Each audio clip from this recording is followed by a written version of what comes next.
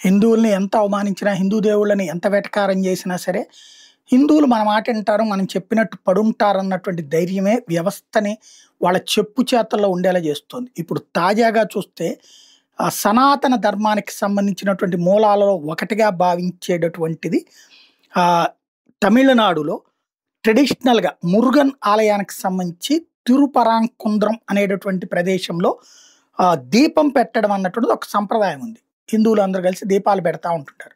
అది వక్ఫ్ ల్యాండ్, అది ముస్లిం ల్యాండ్ అని చెప్పి మొన్న ఈ మధ్యన కొంతమంది క్లెయిమ్ చేస్తే దానికి డీఎంకే ప్రభుత్వం వాళ్ళకి సపోర్ట్‌గా నిలబడితే హిందువులు కోర్ట్‌కి వెళ్లారు.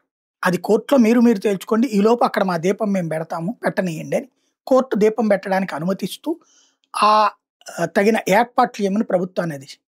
కానీ స్టాలిన్ ప్రభుత్వము అక్కడ హిందూ టెంపుల్ మేనేజ్మెంట్ బోర్డ్ అని ఉంటుంది. హెచ్ఆర్‌సీఈ, మన దేవాదాయ ధర్మాదాయ శాఖ లాంటిదనమాట.